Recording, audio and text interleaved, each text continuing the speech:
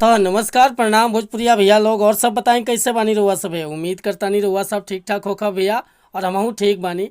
तो स्वागत बाटे आप सबके राइटर विजय बागी के चैनल पर। और आज उपस्थित बानी रउआ सबके बीच में लेके दर्द भरा भोजपुरी सैड सॉन्ग, बहुत बढ़िया गीत के रचना कैले बानी। और दिल से बताओ तानी भैया के फीलिंग कह के नया म्यूजिक पर गा देता नहीं तो गाना 100% बच जाए भैया। दिल के छुए वाला मैटर बाटे। तो चलिए देर ना करते हुए मैटर के शुरुआत कल जाए कि आखिर ये गीत के कैसे गावे के बा, का एकर धुन कंपोज के बानी, का लय बा।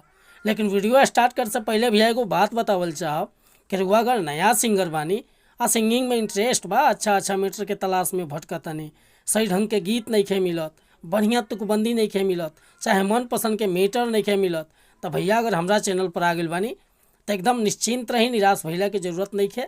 रहुआ जैसन भी मैटर चाहत हो खब लिखवावे के बड़े भैया बिल्कुल उचित चार्ज पर हुआ के फर्स्ट क्लास के गीत मिल जाए व्हाट्सअप के जरिए। तो कहल चाह भैया कि अगर चैनल पर पहली बार आयल बानी तो चैनल के सब्सक्राइब कर ली, बेल आइकन प्रेस कर ली, ताकि हर रोज रोज नया नया मैटर सुने के, देखे के और गावे के मिलत रही भैया। और गीत कोनो प्रकार के लिखवाओ के बाद जैसे कि sad song, romantic song, love song, orchestra song, भक्ति भजन, चाहे धोबी गीत, पूर्वी गीत, निर्गुण गीत, कोनो प्रकार के मैटर चाहिए बेहिचक रुआ संपर्क कर सकीला। डिस्क्रिप्शन में हम अपन नंबर डाल देले बानी। आज के मैटर देखी कैसे गाओ के बाटे, बहुत प्यारा लय बा, बहुत प्यारा धुन बाटे। बस के बढ़िया से बखूबी गा देता नहीं भैया तो एकदम दिल के छू जाई।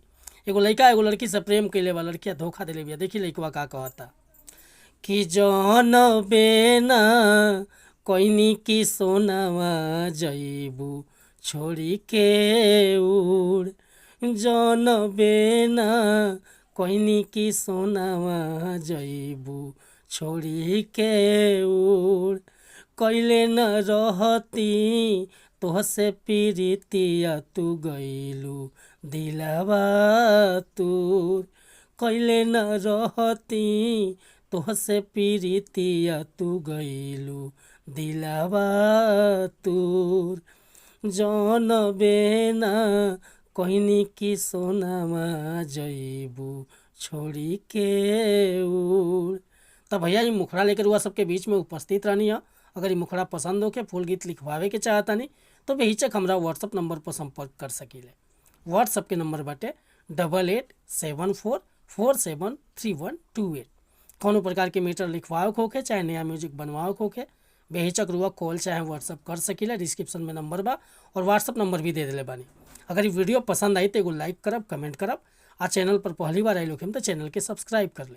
मिला तनी फिर से अगला वीडियो में कुछ नया गीत के साथ। तब तक के लिए अनुमति चाहता नहीं। नमस्कार प्रणाम धन्यवाद भैया। जय हिंद जय भारत।